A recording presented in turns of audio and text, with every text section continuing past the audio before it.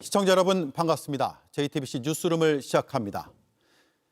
66년 만에 막루에 나란히 선 북중러는 밀착을 넘어 신냉전 시대의 서막을 연 것으로 해석됩니다. 공식 화면에 잡히지 않은 북중러 정상의 긴밀한 모습과 표정들을 JTBC가 영상에 담았습니다. 통일교가 오늘부터 김건희 특검 앞에서 1인 시위를 벌이고 있습니다. 한학자 총재 소환을 앞두고 특검을 압박하는 모습입니다. 그런데 이 시위, 검찰 출신의 정관 변호사가 자문해 준 것으로 파악됐습니다. 단독 보도합니다. 수사도 안 나오고 재판도 안 나오는데 옥중 입장문은 나왔습니다. 전직 대통령이 갑자기 모든 책임이 나에게 있다고 밝혔습니다. 또 여론전에 나섰다는 분석입니다. 66년 만에 막루에 선 북중러 정상의 모습, 한마디로 요약하면 신냉전 시대 서막이라 할 수 있습니다. 열병식의 규모뿐 아니라 그 내용 면에서도 미국에 맞서는 새로운 연대라는 점을 부각하는 듯 했습니다. 첫 소식 김혜미 기자입니다. 베이징 티안안먼에 깔린 레드카펫 위로 북한 김정은 위원장이 모습을 드러냅니다. 시 주석이 두 손을 내밀어 김 위원장을 맞이합니다. 20여 개국 정상들의 기념 촬영, 김 위원장은 푸틴 러시아 대통령과 함께 중심에 섰습니다. 티안안먼 막루에 오를 때도 세 정상은 나란히 함께했습니다. 김 위원장은 줄곧 시 주석 왼쪽을 지켰는데 의전상으로 푸틴 러시아 대통령 바로 다음입니다. 이어 차례로 중국의 항일전쟁 참전 용사들과 악수를 했습니다. 시 주석의 행동을 두 정상이 따랐고 전 세계에 이 모습이 생중계됐습니다. 中国人民抗日战争暨世界反法西斯战争胜利80周年大会现在开始。 여든 발의 예포와 함께 시작된 열병식, 시 주석은 국제 질서를 강조했습니다. 各个国家、各个民族只有平等相待、和睦相处，才能维护共同安全。 열병식이 진행되는 동안에도 김 위원장이 몸을 기울이며 시 주석과 대화하는 장면이 여러 차례 포착됐습니다. 외신은 이번 북중러 정상의 만남이 반서방 연대감을 과시하는 결정적 이미지를 남겼다고 평가했습니다. 열병식은 평화를 상징하는 비둘기 8만 마리와 오색빛깔 풍선 8만 개로 90분 만에 마무리됐습니다. 이어진 오찬장에서도 세 정상은 함께 입장하며 친근감을 이어갔습니다. JTBC 김혜미입니다. 네, 바로 베이징 이도성 특파원을 연결하겠습니다. 전승절 행사장에 들어가는 과정에서 전신 수색을 받았다고 합니다. 중국이 오늘 행사를 어느 정도로 여기는지 가늠할 수 있는 대목입니다. 그래도 별도의 카메라로 북중러 정상의 모습을 세세하게 영상으로 담아왔습니다. 연결하죠. 이도성 특파원, 직접 찍은 영상 중에서 어떤 장면이 눈에 띕니까? 네, 일단 저를 비롯한 한국과 일본, 유럽 등 외신 기자 140여 명은 이天安門을 바라보는 붉은색 구역에 자리했습니다.天安門 바로 앞 중국 기자들과는 달리 길 건너편 광장에 자리를 잡았는데요. 이 경호상의 이유로 전문 촬영 장비가 금지가 되다 보니 휴대전화 카메라로 줌을 당겨야 김정은 위원장과 시진핑 주석 그리고 푸틴 대통령이 나란히 앉은 모습을 잡을 수 있었습니다. 이 세 정상이 중국 최신 무기들이 진행하는 동안 행진하는 동안 번갈아가며 대화하는 모습을 볼 수 있었습니다. 큰 움직임이 없던 시 주석과 푸틴 대통령과는 달리 김 위원장은 손수건으로 땀을 닦거나 부채질을 하고 또 수행원에 뭔가 지시하는 등 분주한 모습이었습니다. 예, 행사장 주변이 특급 통제 구역인 건 익히 알고 있습니다. 그런데 특파원들도 수색을 받았다면서요? 네, 맞습니다. 행사 전天安門을 중심으로 일대 수십 제곱킬로미터가 완전히 진공 상태가 됐습니다. 열병식 참석 과정도 험난했는데요. 저를 포함한 이 참석자들이 행사 6시간 전인 새벽 3시까지 집결해야 했습니다. 그 뒤로는 두 차례나 머리끝부터 발끝까지 몸수색을 하면서 이 생수병 같은 액체는 물론 이 볼펜까지, 작은 볼펜까지 전부 압수를 당했습니다. 이번 열병식은 사열과 분열식 두 단계로 약 90분간 진행이 됐는데요. 10년 전 지난번보다 2배 가까운 2만 2천여 명이 참석해서 역대 최대 규모로 진행됐습니다. 이 시 주석 연설과 함께 하늘과 땅에서 펼쳐진 최신식 무기 공개가 이번 행사의 하이라이트였습니다. 대륙간 탄도미사일 둥펑과 무인 잠수정이 등장할 때마다 커다란 환호와 박수도 이어졌습니다. 이 중국 국민은 모두 이번 열병식을 지켜보면서 숨죽이면서 지켜봤는데요. 이 소식은 류정화 기자의 보도로 보시겠습니다. 평소 인파로 붐비던 티안안먼 광장 주변, 차도는 물론 인도도 모두 통제됐습니다. 전투기 비행을 보려는 시민들은 바리케이트에 다닥다닥 붙어섰습니다. 현재 시간 9시 17분 여기서 한 블럭 떨어진 천안문 광장에서는 열병식이 한창 진행 중입니다. 도로 곳곳이 이렇게 골목까지 철저히 통제되고 있습니다. 중국인들은 열병식 생중계를 보기 위해 모든 활동을 멈췄습니다. 지하철도 열병식에 맞춰 운행을 멈췄습니다. 중국인들은 특히 북한 김정은 위원장과 시진핑 주석 간의 만남에 주목했습니다. 김 위원장의 동선은 물론 어디서 묵는지도 관심사였습니다. 제 뒤로 보이는 베이징 국빈관에서 북러 정상회담이 진행될 거라는 소식이 전해진 가운데 경계가 강화되고 있습니다. 베일에 쌓인 김 위원장의 얼굴 대신 화제가 된 건 차량 번호판 7.271953이었습니다. 한국전쟁 정전협정 체결일인 1953년 7월 27일을 뜻하는 것으로 보이는데 북한의 전승절을 번호판에 새기며 반미 메시지를 던진 것으로 풀이됩니다. 베이징에서 JTBC 류정화입니다. 네, 북러 정상회담은 끝났습니다. 김정은 위원장, 시진핑 주석을 만나겠죠? 네, 김 위원장이 6년 만에 방중한 만큼 두 정상은 의미 있는 만남을 가질 것으로 보입니다. 일단 열병식 이후에 리셉션과 북러 정상회담을 마친 김 위원장은 갈라 공연에도 참석할 것으로 보이는데요. 시 주석과 함께 베이징에 모인 각국 정상과 소통할 것으로 보입니다. 이 다자 외교 무대의 공개 활동을 이어가면서 운둔형 지도자 이미지를 벗어나려는 시도로 풀이됩니다. 한편 방중한 우원식 국회의장도 김 위원장을 마주쳤는데요. 우 의장은 이에 대해서 열병식 참관 전 수인사를 나눴다라고 밝혔습니다. 네, 잘 들었습니다. 베이징 이도성 특파원이었습니다. 김정은 위원장의 딸 주에도 모습을 드러냈습니다. 외신은 지도자의 비밀스러운 딸이 나타났다고 보도했습니다. 12살 딸을 외교 무대에 데리고 온 건 4대 세습을 위한 후계자 신고식으로 해석됩니다. 조보경 기자입니다. 김정은 북한 국무위원장은 딸 주애와 함께 열차에서 내렸습니다. 주애는 최선희 외무상 등 수행원들 앞 김 위원장 바로 뒷자리에서 중국 측 환대를 받았습니다.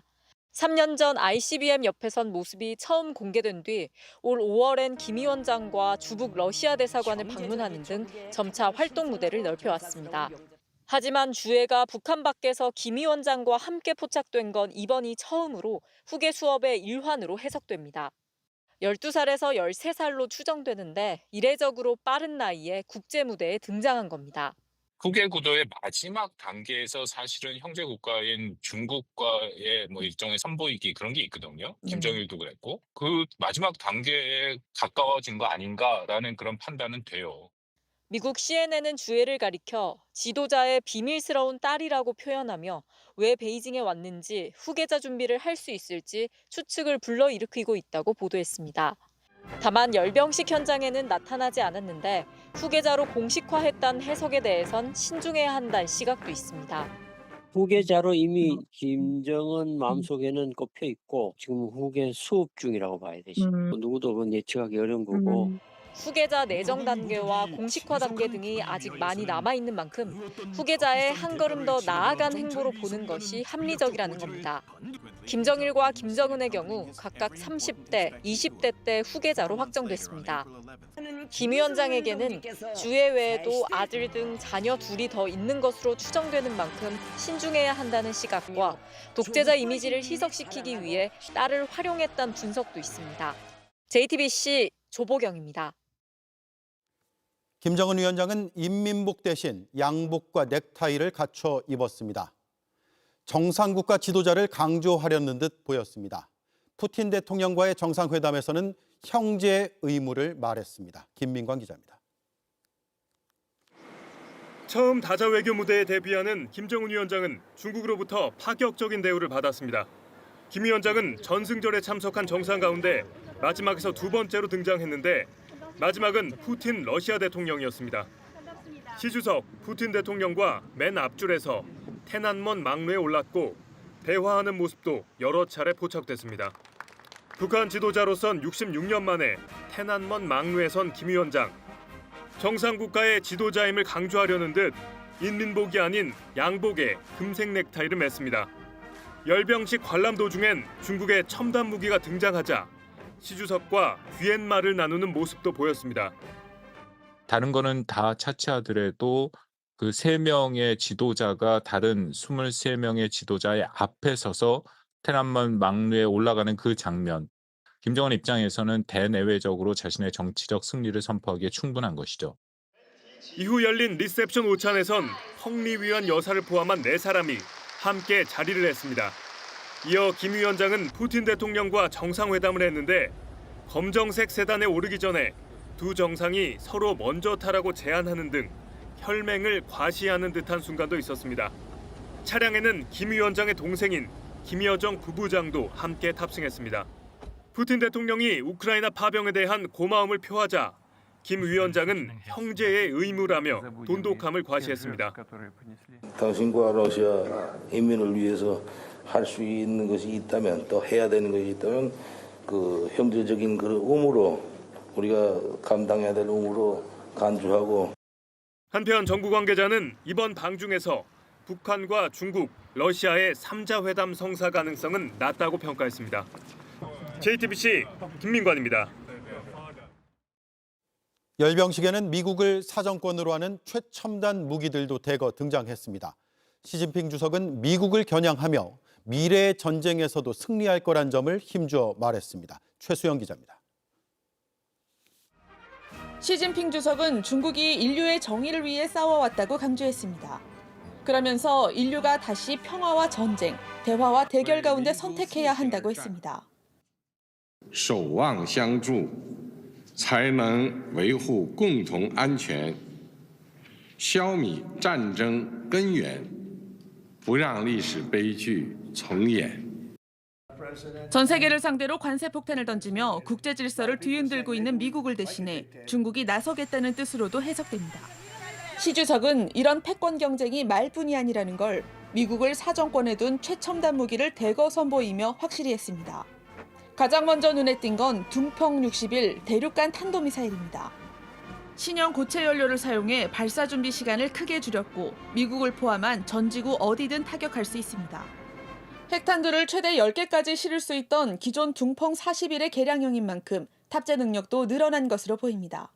새로 공개된 잉지 시리즈 대한미사일 역시 핵 추진 어뢰와 함께 미 해군 항공모함 타격을 위해 만든 맞춤 무기라는 평가가 나옵니다. 충분히 그 자기 영역을 방어할 수 있다라는 것을 과시하는 것이고요. 어떤 무력 충돌이나 군사적인 그 긴장이 왔을 적에 어느 정도의 대응은 충분히 할 수 있다. 굴복은 하지 않겠다라는. 게임 체인저급 첨단 무기와 함께 중국 지배 체제가 확고하다는 점도 주목해야 할 부분입니다. 시진핑 주석은 이번 열병식을 선두에서 이끌며 실체 없이 떠돌던 실각설을 불식시키고 1인자로서 건재함을 드러냈습니다. JTBC 최수연입니다. 트럼프 미국 대통령은 불편한 기색을 감추지 않았습니다. 언론 앞에선 전혀 우려하지 않는다고 애써 강조했습니다. 하지만 막상 전승절 행사가 시작되자 시진핑 주석이 반미 모의를 한다며 직격탄을 날렸습니다. 워싱턴 정강현 특파원입니다. 트럼프 대통령은 전승절 북중러 밀착에 대해 처음에는 대수롭지 않다고 했습니다.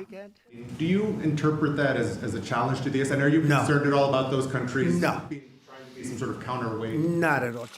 시진핑 주석과의 친분을 앞세우면서 중국이 오히려 미국을 필요로 한다고도 주장했습니다. And I have a very good relationship with President Xi, as you know, but China needs us much more than we need them.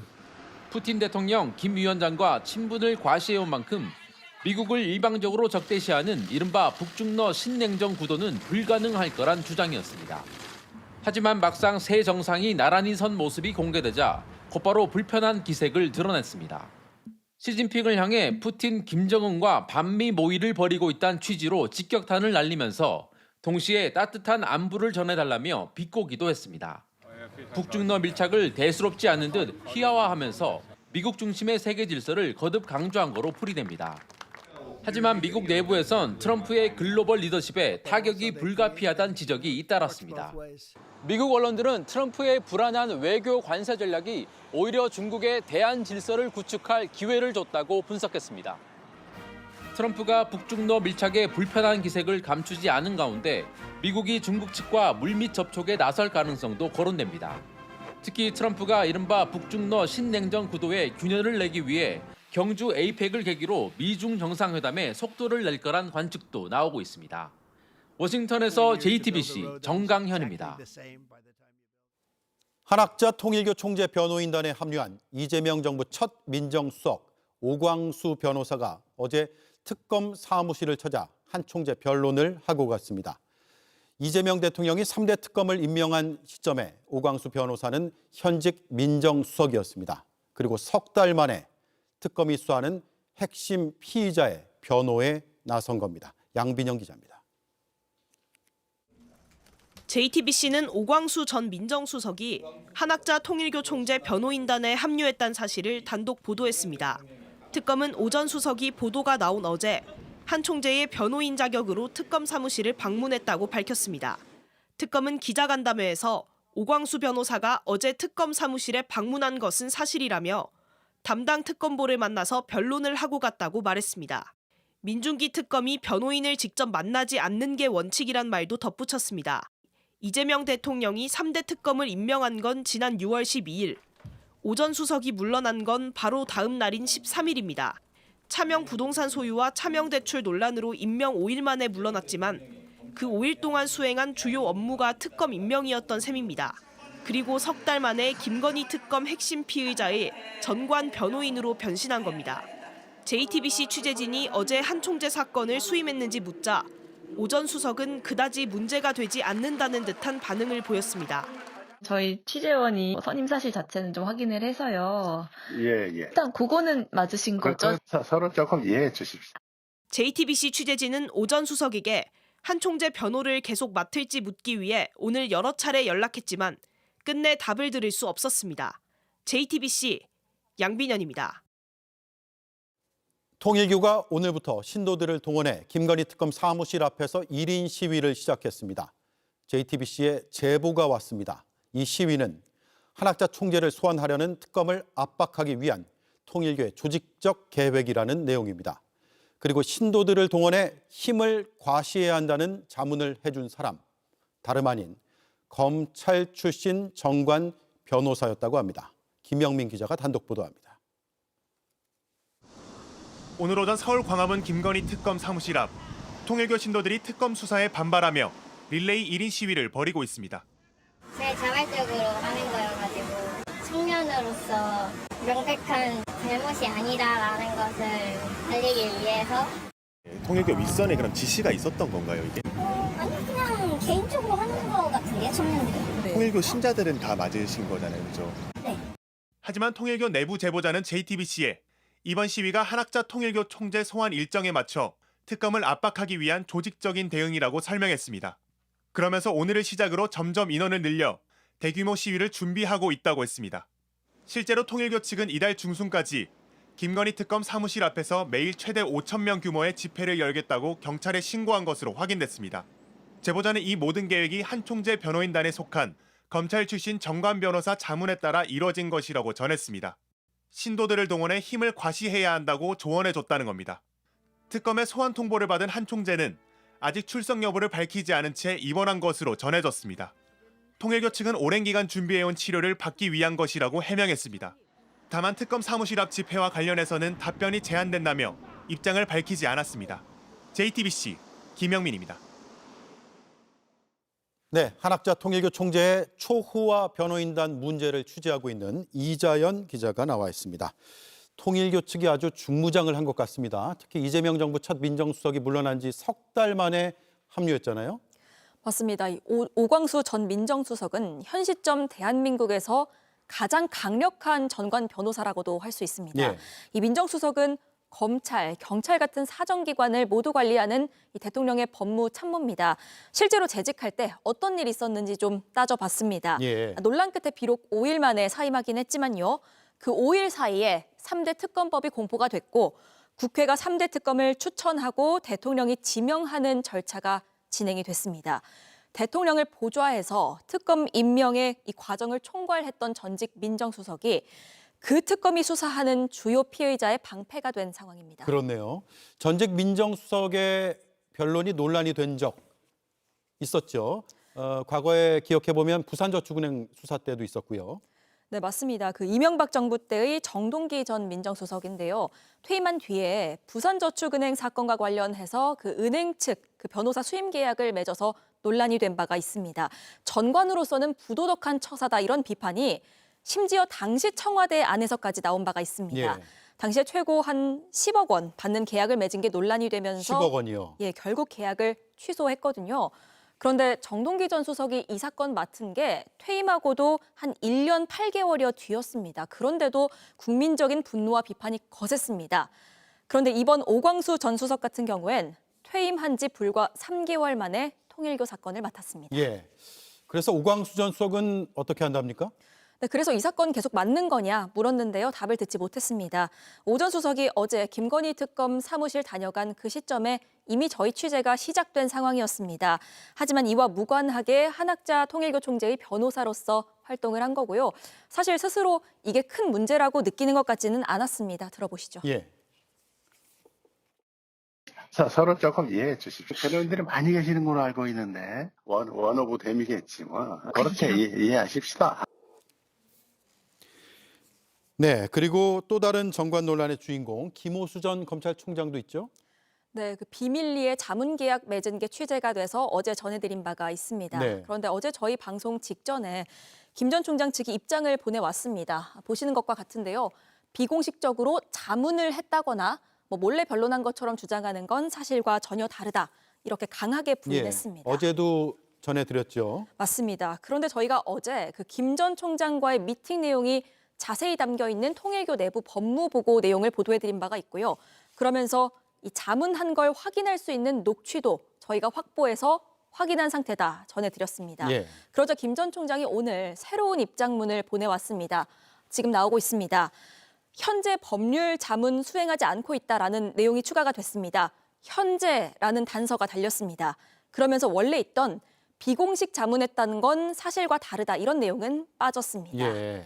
그래서 저희가 그 1년 계약 맺은 걸로 아는데 지난주까지도 미팅을 하지 않았냐. 그럼 이제 계약을 취소했다는 거냐 이렇게 물었더니요.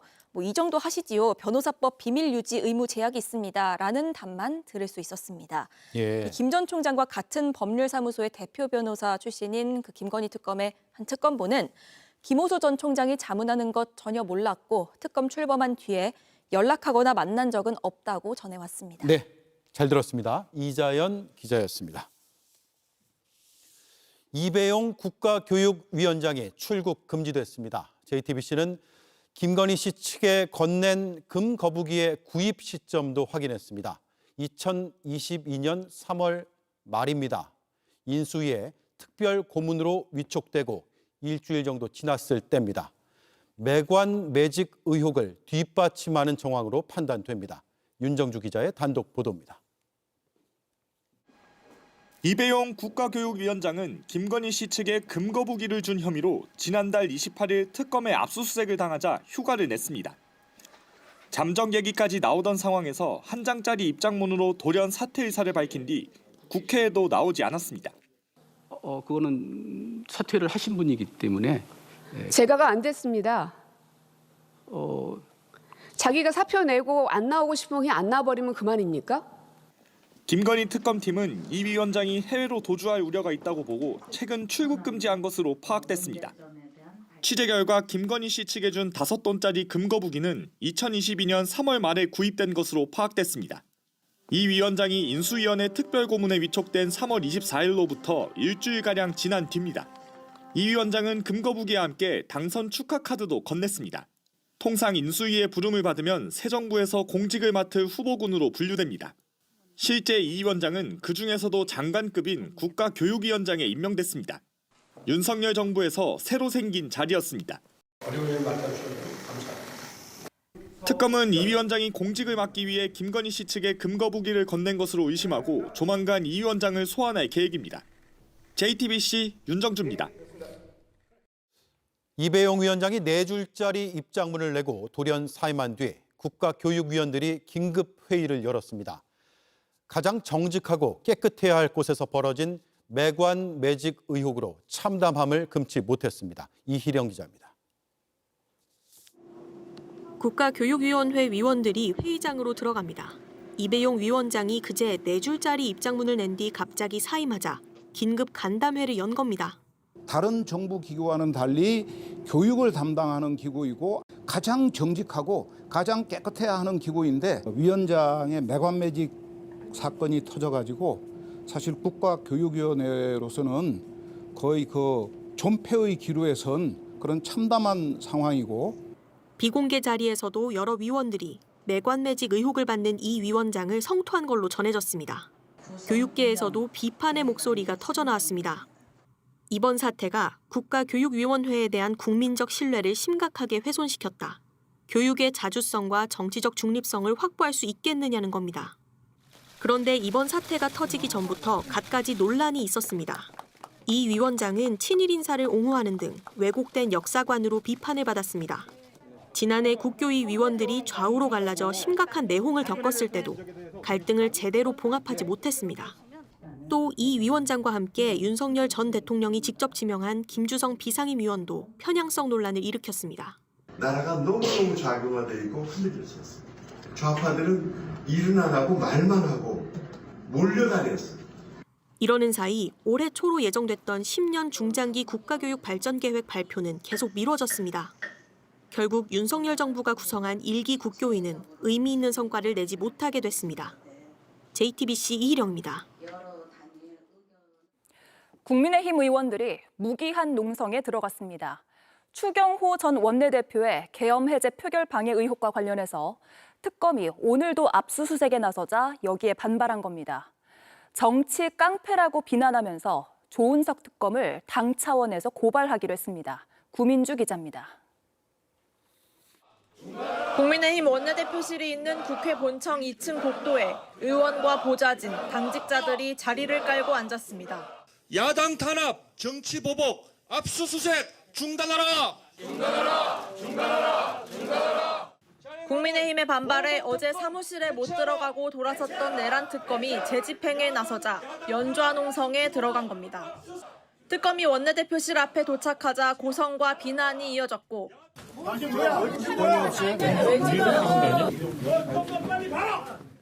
건물 안으로 특검을 안내하고 상황을 살피던 국회 방옥과 직원에게도 항의가 쏟아졌습니다. 왜 남의 당에 의청에 와가지고 허락도 없이 당신 누구야? 누가 시켰냐고? 무슨 누구나로 했단 말이야? 국민의힘은 영장 속 압수 대상 기간이 추경호 전 원내대표가 취임한 지난해 5월부터인 걸 두고 과도한 수사라고 반발하고 있습니다. 12.3 비상계엄 당일 표결 해제 방해 의혹을 수사하는데 왜 한참 앞부터 들여다보려 하느냐는 겁니다. 법에 탈을 쓴 정치 깡패들의 저질 폭력입니다.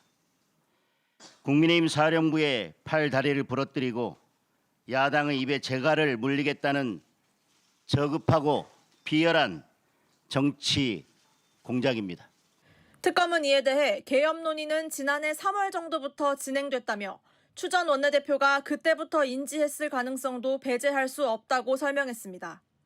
또 국민의힘은 자료를 이미 제출하겠다고 했지만 법원이 영장을 발부한 만큼 집행이 원칙이란 입장입니다. 국민의힘은 계엄 해제 표결을 방해한 적 없다며 무기한 농성에 들어갔고 조은석 특검과 압수수색에 참여한 검사와 수사관들은 고발하겠다고 밝혔습니다. JTBC 구민주입니다. 계엄의 밤, 추경호 전 원내대표가 정말 표결을 방해하려고 했었는지 특검이 국민의힘 한동훈 전 대표를 불러 조사할 방침인 걸로 확인됐습니다. 당시 원내대표였던 추경호 의원은 의총 장소를 3번이나 바꾼 반면 한 전 대표는 본회의장에 모이라고 공지를 했었는데 이렇게 대척점에 섰던 한 전 대표의 진술은 추 의원 수사에 영향을 줄 수 있습니다. 조혜연 기자의 단독 보도입니다. 지난해 12월 3일 밤 국민의힘 의원 중에는 친한계로 불리는 18명만 계엄 해제 표결에 참여했습니다. 특검은 원내대표였던 추경호 의원이 당사나 국회 예결위원장 등으로 세 차례나 의원총회 장소를 바꿨기 때문인 것으로 보고 있습니다. 이런 추 의원과 달리 한동훈 전 대표는 표결 참여를 위해 본회의장으로 모여달라고 공지했습니다. 담을 넘어서라도 본회의장으로 와달라고 요청을 했었습니다. 그런데 왜 추경호 원내대표가 당대표로 당사로 오라는 말을 따르시고 취재 결과 내란 특검은 당시 상황을 확인하기 위해 한 전 대표를 참고인으로 조사할 방침입니다. 한 전 대표와는 곧 소환 일정 조율에 나설 계획입니다. 한 전 대표의 진술은 추 의원에 대한 수사에 영향을 줄 수 있습니다. 윤석열 전 대통령은 계엄 선포 뒤 추 의원과 통화를 했지만 한 전 대표는 반대로 체포 명단에 포함됐습니다. 특검은 한 전 대표를 상대로 계엄 사흘 뒤 윤 전 대통령과 독대하며 나눈 대화에 대해서도 조사할 계획인 것으로 알려졌습니다. JTBC 조혜연입니다. 재판 내내 부하 탓을 했던 윤석열 전 대통령이 갑자기 계엄의 모든 책임은 나에게 있다며 군인 탄압을 멈춰달라는 옥중 메시지를 내놨습니다. 구치소에서 속옷 차림으로 저항을 했던 모습이 알려지고 또 영치금까지 논란이 되자 또다시 여론전을 펼치기 시작했다는 분석이 나옵니다. 정수아 기자입니다. 수감 중인 윤석열 전 대통령이 군인들과 군에 대한 탄압을 멈추길 바란다는 메시지를 냈습니다. 법률 대리인단에 따르면 어제 접견에서 모든 책임은 군 통수권자였던 나에게 물으라고 말했던 겁니다. 군인에 대한 수사와 재판을 멈춰달라며 계엄에 참여했던 군인과 그 가족들을 위해 매일 기도하고 있다고도 했습니다. 상관의 명령에 따라 기동하였을 뿐인 군인들을 내란 세력으로 몰고 있는 반국가 세력에 울분을 참을 수 없다는 내용도 담겼습니다. 하지만 윤 전 대통령은 탄핵 심판에서 군인들이 지시 이상의 불필요한 조치를 했던 취지로 주장한 바 있습니다. 각자 정해진 매뉴얼대로 하다 보니까 전하 장관이 생각한 것 이상의 어떤 그 조치를 준비를 했을 수는 있습니다만은 형사재판에서도 부하들에게 책임을 떠넘겼습니다. 사령관들이나 부대장들이 저와 장관의 커뮤니케이션을 넘어서 비상 매뉴얼로 조치를 취했지 않나 싶다고 말하기도 했습니다. 윤 전 대통령은 특검 수사와 내란 재판 모두 출석을 완강히 거부하고 있습니다. 자신에게 모든 책임을 물으라는 메시지와 배치되는 행동을 하고 있는 겁니다. 민주당이 구치소 CCTV를 열람한 후 그 내용이 공개되고 3억 원에 이르는 영치금이 논란이 되는 와중에 옥중 메시지를 내놓은 겁니다. 윤 전 대통령은 올 1월 체포영장 집행 직전 관저 앞 집회 현장에 편지를 전달하는 등 상황이 불리해질 때마다 이런 식의 여론전을 펼쳐왔습니다. JTBC 정수아입니다. 윤석열 전 대통령 부부의 수감 생활도 계속 논란입니다. 윤 전 대통령은 영치금을 3억 원 넘게 모았는데 이 중 일부는 아들 대통령실 채용 논란이 있었던 40년지기 사업가가 입금을 했습니다. 한편 김건희 씨도 하루 평균 3번씩 변호인을 접견한 걸로 드러났습니다. 박사라 기자입니다. 박은정 조국혁신당 의원실이 확보한 윤석열 전 대통령의 영치금 출금 내역입니다. 서울구치소에 재수감된 이후인 지난 7월 15일부터 지난달 29일까지 총 3억 700만 원을 출금했다고 돼 있습니다. 인출 명목 대부분은 변호사비와 치료비라고 했습니다. 영치금이 크게 불어난 건 당시 탄핵 심판 사건 변호인단이었던 김계리 변호사가 지난 7월 11일 영치금 계좌를 공개한 이유입니다. 윤 전 대통령을 두고 창졸지간에 돈 한 푼 없이 들어가셔서 아무것도 못 사고 계신다며 모금을 호소한 겁니다. 계좌 공개 전인 1차 구속 기간 때는 2달 동안 영치금 450만 원이 입금됐습니다. 이 중 200만 원은 윤 전 대통령의 40년 지기로 알려진 강릉 사업가 우모 씨가 보냈습니다. 나머지는 김건희 씨가 50만 원, 장모 최은순 씨가 100만 원, 친동생 윤모 씨가 100만 원씩 입금했습니다.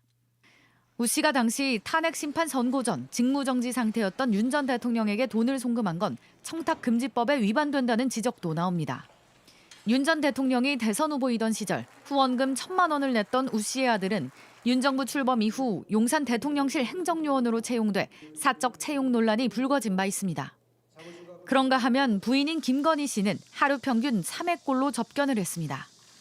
장경태 더불어민주당 의원실에 따르면 김 씨는 구속 이후 주말과 공휴일을 제외하고 12일 동안 36회 변호인을 만났습니다.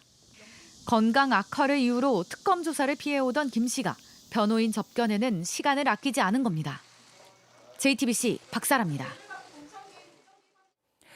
네, 김영석 건장은 뉴라이트 역사관과 독립기념관 사유화 논란으로 사퇴 압박을 받고 있습니다. 독립운동가 후손들이 출근 저지운동을 벌이자 외부 카페로 직원들을 불러서 회의를 하고 또 동선을 숨기기 위해서 관용차를 갈아타는 모습도 포착이 됐습니다. 자격 논란을 넘어서 이미 정상적인 업무가 불가능한 지경에 이르렀다는 지적이 나옵니다. 임지은 기자가 단독 취재했습니다. 김영석 독립기념관장이 탄 것으로 추정되는 차량입니다. 취재진은 기념관 사유와 논란에 대한 입장을 묻기 위해 접근을 시도했습니다. 그런데 차에서 내린 건 김 관장이 아니었습니다. 아까 2차 타고 나가시지 않으셨어요? 아니, 아까 오전에 2차 타고 나가셨다는 목격담을 제가 들어서 그래서 여쭙는 거예요. 기념관 곳곳을 돌며 차를 갈아타는 등 취재진을 따돌렸습니다. 이런 김 관장이 목격된 건 의외의 장소였습니다. 기념관에서 4km나 떨어진 한 카페입니다. 김 관장이 기념관 직원 13명을 카페로 불러 회의를 하고 있습니다. 독립운동가 후손들로부터 출근을 저지당하자 카페를 임시회의실로 쓴 겁니다. 회의를 마치고 마주친 후손들의 항의는 역시나 무시했습니다. 사퇴하라! 사퇴하라! 이때도 동선과 거취를 숨기려는 듯 관용 차량을 바꿔 타는 모습이 포착됐습니다. 취재진도 독립운동가 후손들도 피하던 김 관장은 국회에 제출한 경위서에서 사유와 의혹에 대한 입장을 밝혔습니다. 관장이 경영전략회의에서 단체 방문을 고지하고 해당 부서장이 단체 담당자와 일정을 협의했다고 적었습니다. 김 관장 지시로 교회 예배와 ROTC 총동기회 등 행사들이 진행됐다는 점을 사실상 인정한 겁니다. 후손들뿐만 아니라 정치권과 시민사회, 종교계까지 나서 김 관장 퇴진 압박 수위를 높이고 있습니다. 국민들의 세금으로 운영되는 독립기념관 관장의 이런 사적 일탈에 대해서 국민들이 용서하지 않을 것입니다. 책임을 물을 거예요. 보훈부는 기념관 사유와 논란에 대해 사실관계를 확인했습니다. 제보자 색출 지시에 대한 경고 조치도 내렸습니다. 권오을 보훈부 장관은 감사원 감사 결과에 따라 후속 조치를 하겠다고 밝혔습니다. JTBC 임지은입니다.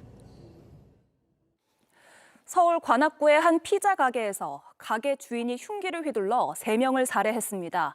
피해자들은 프랜차이즈 본사 직원과 인테리어 업자 등이었는데 인테리어 문제로 본사와 갈등을 겪었던 걸로 알려졌습니다.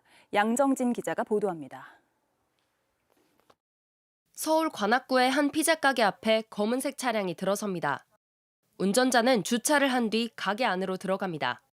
잠시 뒤 경찰차와 구급차가 도착하고 구급대원들이 들것을 들고 뛰어갑니다.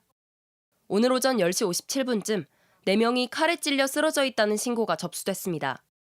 경찰은 피자 가게 안에서 30, 40대 남성 3명과 여성 1명을 발견해 병원으로 옮겼습니다.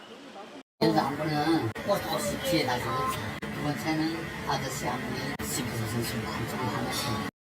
피자 가게 점주인 40대 남성 A씨가 흉기를 휘두른 겁니다. 남성 2명과 여성 1명은 결국 숨졌습니다. 현재 해당 가게의 문엔 안쪽을 볼 수 없게 신문지로 막아놓았고 가게 바로 앞에 세워진 이 차량에는 폴리스 라인이 쳐져 있습니다. 점주는 범행 뒤 스스로를 찔러 현재 병원 치료를 받고 있습니다. 가맹점주인 A씨는 최근 본사와 인테리어 문제로 갈등을 겪은 것으로 조사됐습니다. 본사가 특정 업체를 지정해 공사를 요구한 것에 격분해 인테리어 업자와 본사 직원 등을 상대로 범행을 저지른 것으로 알려졌습니다. 차량임이 좀 투덜거리긴 했어요. 본사 쪽. 네. 단가나 이런 게 좀 안 맞는 사진이 많이 안 남는다. 경찰은 점주가 회복하는 대로 정확한 범행 경위를 조사할 예정입니다. JTBC 양정진입니다. 서울 성동구 아파트 공사 현장에서 50대 외국인 노동자가 추락해 사망했습니다. 경남 거제 조선소에서도 추락 사고가 발생해 직원 1명이 숨졌습니다. 이렇게 건설 현장에서 올 상반기에만 138명이 목숨을 잃었습니다. 송혜수 기자입니다. 서울 성동구의 한 아파트 건설 현장으로 소방차와 구급차가 다급히 들어갑니다. 오늘 오전 9시 45분쯤 작업 중이던 50대 중국인 남성이 15층 높이에서 떨어졌습니다. 곧장 병원으로 옮겨졌지만 끝내 숨을 거뒀습니다. 사고가 난 공사장엔 노동청에서 내려온 작업 중지 명령서가 붙어 있습니다. 오후부터 공사가 완전히 멈추면서 출입문도 이렇게 굳게 닫혀 있습니다. 남성은 건물 외벽에 거푸집을 해체하던 중 사고를 당한 것으로 파악됐습니다. 갱통이라고 저거 지금 백성도 맨에 있는 거 있잖아요. 그렇게 거푸집 되는 거. 타워 크레인이 안전장치 다 걸고 나서 타워 크레인이 뜨고 있는 상태에서. 경남 거제에서도 오늘 오전 11시 반쯤 추락 사고가 발생했습니다.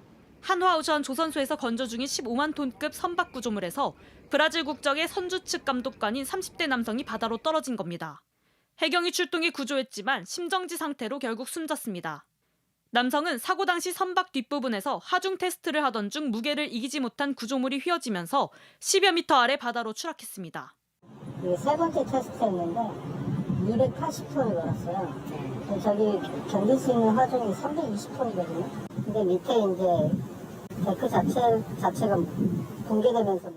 한화오션은 사고 직후 모든 작업을 중단하고 안전 조치를 시행하고 있다고 밝혔습니다. 성동구 아파트 시공사인 GS건설은 변명의 여지가 없다며 대국민 사과를 발표했습니다. 경찰과 노동당국은 두 추락사에 대해 안전수칙 등이 잘 지켜졌는지 정확한 사고 경위를 조사하고 있습니다. JTBC 송혜수입니다. 필리핀 현지에서 붙잡힌 한국인 범죄자 49명이 비행기 한 대에 실려서 조금 전 인천공항에 도착했습니다. 역대 최대 규모의 압송 작전인데요. 인천공항에 김산 기자가 나가 있습니다. 네, 피의자들이 압송돼 오면서 공항이 한때 통제되기도 했다고요? 네, 지금은 제 근처로 시민들이 자유롭게 다니고 있지만요. 조금 전까지도 입국장 한 곳이 통째로 가로막히고 일반인 출입도 엄격히 통제한 상태에서 필리핀 도피사범 49명이 포박된 채 이곳을 줄줄이 빠져나갔습니다. 통제선이 둘러쳐진 이동로를 따라서 양옆 호송관 8장을 낀 채 이동을 했는데요. 마스크나 모자로 얼굴을 가리거나 고개를 푹 숙인 모습이었습니다. 한 국가에서 한꺼번에 송환된 사례로는 역대 최대 규모였던 만큼 공항은 이른 오후부터 경비 인력, 대테러 기동대를 포함한 약 100여 명이 투입돼 삼엄한 분위기였습니다. 네, 송환된 피의자들 어떤 범죄를 저질렀습니까? 네, 범죄의 혐의부터 나이, 성별까지 다양했는데 이 부분은 김일환 기자가 준비한 리포트 보시겠습니다. 필리핀 현지 수사관들이 겉으론 평범해 보이는 주택을 급습합니다. 잠시 뒤 줄줄이 잡혀 나오는 사람들. 책상 위에는 모니터들이 빼곡히 놓여 있습니다. 2018년부터 5조 3천억 원 규모의 온라인 불법 도박 사이트를 운영해온 국내 범죄단체 조직원들입니다. 이들을 포함해 이날 압송된 피의자들은 모두 국내 법원에서 체포영장이 발부됐거나 인터폴 적색 수배가 내려진 상태였습니다. 20대부터 60대까지 여성 6명도 포함됐습니다.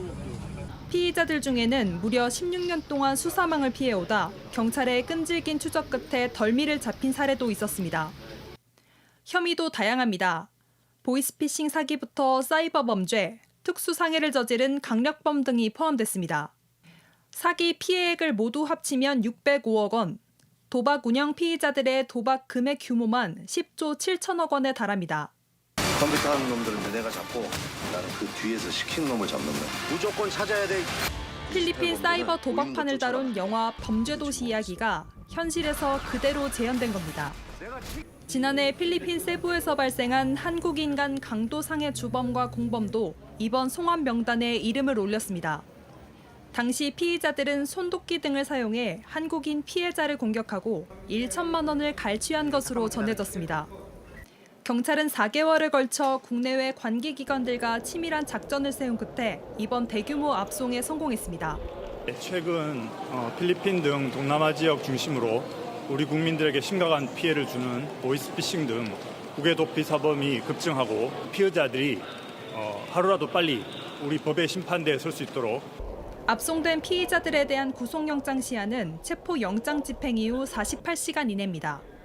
전례 없는 대규모 송환이 이뤄진 만큼 국내 수사와 재판 절차도 본격화할 전망입니다. JTBC 김일환입니다. 네, 검거도 검거지만 송환 과정도 쉽진 않았을 것 같은데요. 네, 맞습니다. 역대급 규모였던 만큼 필리핀 현지부터 긴장감이 고조됐었습니다. 호송되는 전세기부터 경찰과 의료진 등 140여 명이 피의자들과 함께 동승을 했고 좌석은 피의자 1명을 중간에 앉히고 그 양옆으로 호송관 2명을 배치하는 이른바 샌드위치 작전을 통해 도주나 돌발 행동을 차단했습니다. 기내식도 샌드위치가 나왔는데요. 이 포크처럼 흉기가 될 수 있는 물품을 제공하지 않기 위해서였습니다. 네, 입국한 피의자들은 이제 어디로 갑니까?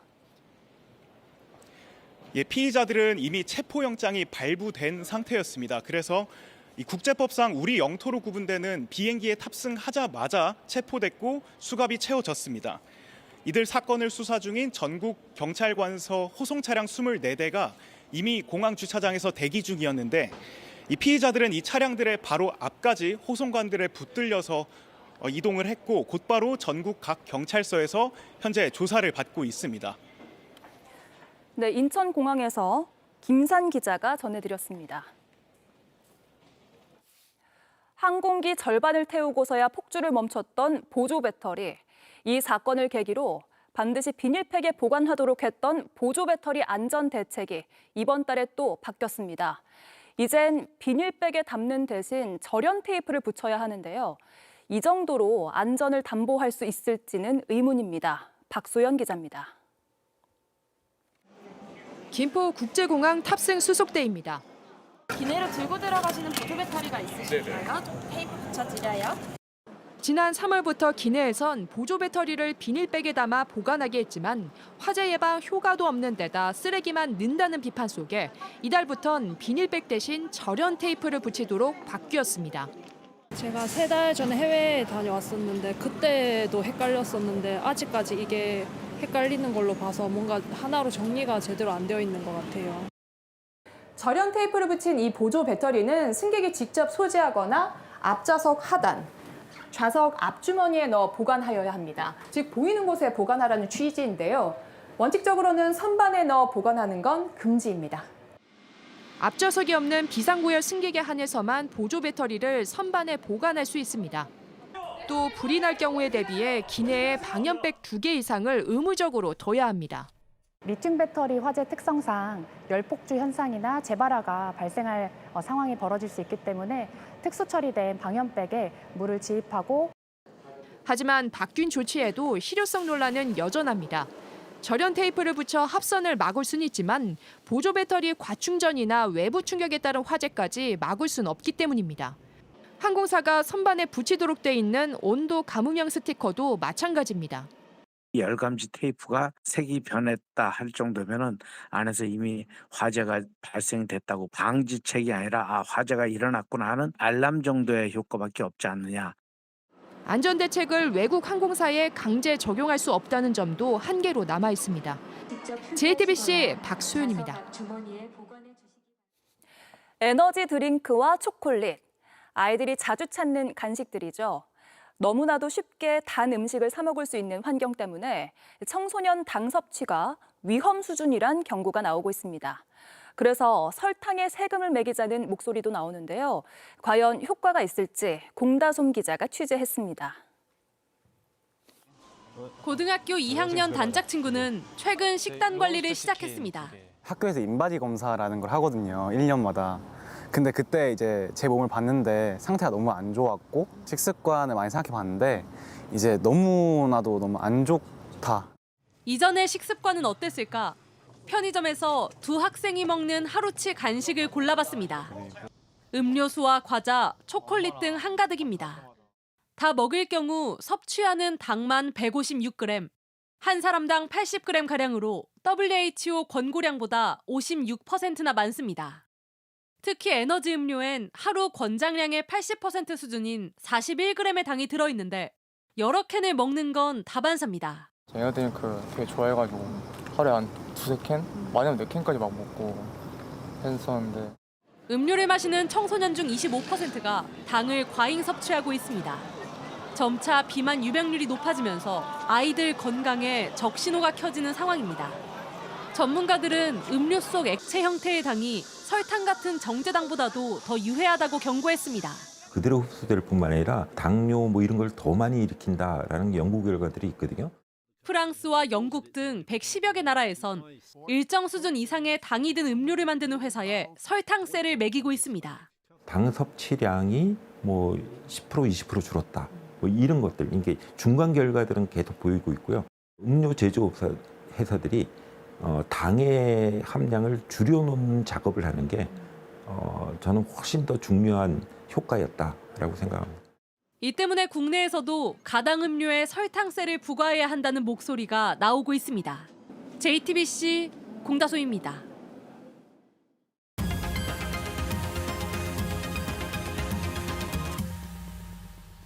네, 비하인드 뉴스 정치부 이성대 기자 나와 있습니다. 시작할까요?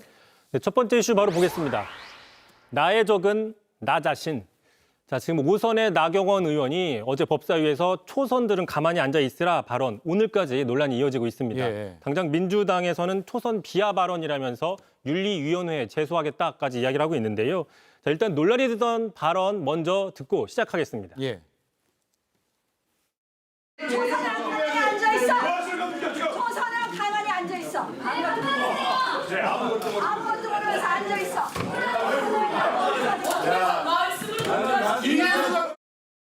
자, 참고로 국회의원은 같은 헌법기관이라서 뭐 공개적으로 몇 선이냐, 다시 하기면 뭐 선후배처럼 서열이 어떻게 되느냐 물어보는 것은 좀 문제가 있다라는 비판이 나오는 겁니다. 예.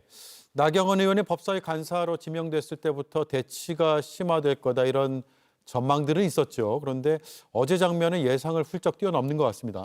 그렇습니다. 자, 그런데 나경원 의원이 불과 1년 전에는 자, 초선들 가만히 있지 말아라. 좀 정반대의 응원의 목소리를 낸 적이 있습니다. 자, 지난해 6월이었는데요. 국민의힘 전당대회를 앞두고 당내 초선들의 공부 모임에 참석해서 축사를 했는데 이렇게 얘기를 했습니다. 자, 어떤 내용인지 직접 들어보시죠. 예. 우리 초선 의원님들 하면요, 늘 개혁의 상징이고 소신의 상징이 되어야 됩니다. 초선의 힘으로 국민의힘이 바뀌어야지 국민의힘의 미래가 있다고 생각을. 저는 초선 의원님들이 소신에 따라 활동하실 수 있는 장을 펼쳐드리려고 이번에 전당대회에 출마했습니다. 표도 좀 부탁드립니다. 자, 정리를 좀 해보면요. 자, 당신은 자, 초선은 소신의 상징이 돼야 한다라고 적극적으로 두둔을 했는데 불과 1년여 만에 어제였죠. 초선은 가만히 앉아 있어야 된다라고 하면서 훈계하는 180도 입장이 달라진 게 아니냐라는 지적이 나올 수밖에 없는 것이고요. 참고로 여당이든 야당이든 자, 초선 의원에게는 늘 뭐 소신껏 패기 있게 뭐 개혁적으로 이야기하라 뭐 이런 것들을 일반적으로 요구하는 게 보통이죠. 예. 나경원 의원이 초선 얘기를 자주 했네요. 그런데 초선이라고 늘 개혁적이다, 소신 있다 이렇게 볼 수만은 또 없는 거 아니에요? 그렇습니다. 대표적인 사례가 바로 지난 윤석열 정부 당시 여당이었던 국민의힘 초선들의 태도인데요. 지난 2023년 초였습니다. 당시 국민의힘이 전당대회를 앞두고 나경원 의원이 상당히 지지율이 높았지만 결국 불출마로 결정을 했었습니다. 자, 그보다 앞서서 약 50여 명의 국민의힘 초선 의원들이 나경원 의원이 자기 정치를 한다면서 윤 전 대통령에게 사과하라 공개적으로 비판하는 이른바 연판장 사태가 일어났던 것이죠. 예. 다 알려져 있었지만 결국 이 연판장 사태로 출마를 접었고 김기현, 장제원, 이른바 김장연대로 김기현 대표 체제가 출범을 했습니다. 참고로 당시 윤석열 전 대통령을 일방적으로 옹호했던 국민의힘 초선 의원들의 태도는 뭐 소신이 아니라 눈치 보기 아니냐 이런 비판이 나왔었는데 당시 나경원 의원도 초선들 가만히 앉아 있어라라고 이야기하지 못하고 그냥 본인이 불출마를 선택을 했죠. 예. 이렇게 보니까 초선과 인연이 많은 것 같습니다. 그런데 당시에 국민의힘 여당 초선 의원들이 오히려 앞장서서 윤 전 대통령을 옹호해서 그런 것들이 하나씩 쌓이면서 이른바 불법 계엄 사태로 이어졌다는 분석도 있죠. 그렇습니다. 그리고 또 말씀하신 것처럼 나경원 의원 눈에 띄는 점이요. 자, 그동안 당대표 선거 출마해서 떨어진 적이 있었는데 2번 정도 있었는데 당시 모두 상대방이 그 초선보다 급이 낮은 그러니까 영선, 다시 얘기하면 원외 인사들이었습니다. 예. 참고로 지난 2021년 영선이었던 마삼 중이었죠. 마이너스 3선 중진으로 불렸던 이준석 대표한테 패했고 지난해 전당대회 당시에는 역시 영선이었던 한동훈 전 대표한테 패배한 적이 있습니다. 예, 깨알같이 찾아왔네요. 다음 이슈 볼까요? 자, 두 번째 이슈 바로 보겠습니다. 김장 같이 할까요? 자, 지금 국민의힘 김민수 최고위원이 윤 어게인 세력들의 등에 업고 선언하는 지도부에 들어왔는데 그래서 윤 전 대통령에 대한 면회 얘기를 계속하고 있습니다. 자, 그런데 오늘 자신이 면회 거부당했다면서 재신청을 했다라고 이야기를 했습니다. 특히 이 과정에 장동혁 대표가 큰 관심을 보였다 얘기를 했는데 직접 들어보시죠. 왜 불어가 되었는지도 저에게 전화가 왔었습니다. 그리고 또 본인이 불어의 사유들을 좀 확인해 보려고도 하셨고 개인적으로 느꼈을 때는 만약에 이게 허가가 났다라고 하면 저랑 같이 가지 않았을까? 네, 장동혁 대표는 선거 기간 중에 당선이 되면 면회 가겠다 이렇게 공약을 했고요. 물론 일주일째 가진 않고 있고 미세하지만 뭔가 이렇게 수위 조절, 뭔가 약간의 변동이 있는 거 아닌가 이런 생각도 들어요. 자, 그래서 지금 국민의힘 안에서는 김장 대첩, 김민수 최고위원과 장동혁 대표 간의 어떤 그 미세한 같은 윤 어게인 세력 안에서도 분화가 있다. 결국 그 시발점은 윤 전 대통령에 대한 면회에 대한 여부가 될 것이다라는 전망이 나온 적이 있었습니다. 자, 그런데 김민수 최고위원에 따르면 장동혁 대표가 뭐 수위 조절하는 것이 아니라 적극적으로 그 과정을 알아봤다는 것이기 때문에 김장 대첩이 아니라 뭐 또 다른 김장 연대가 되는 게 아니냐라는 지적이 나올 수 있는 것이고요. 자, 그러자 이제 장동혁 대표가 이렇게 얘기를 했습니다. 여전히 자신은 전당대회 기간 중에 했던 약속을 지키겠다. 다만 적절한 시기, 적절한 방식으로 윤 전 대통령 접견이 이루어지도록 하겠다라고 입장을 유지했는데 여전히 갈지 말지는 모호한 상태입니다. 예, 잘 들었습니다. 이성대 기자였습니다.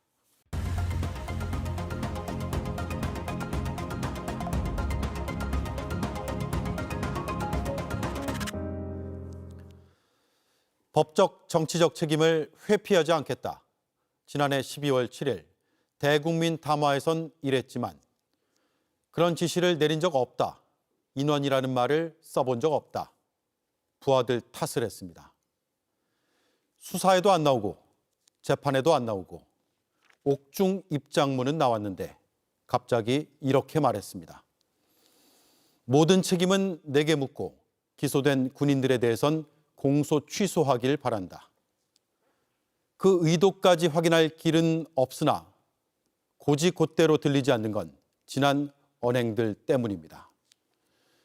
스스로 참여하며 국회와 헌재, 법원에서 증언을 이어온 곽종근 전 사령관.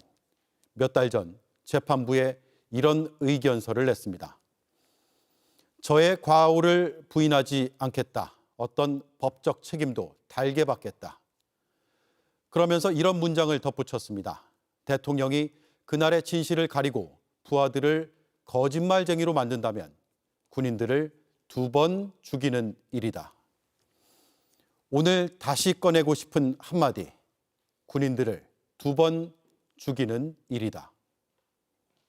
앵커 한마디였습니다. 뉴스룸 마치겠습니다. 내일 뵙겠습니다. 고맙습니다.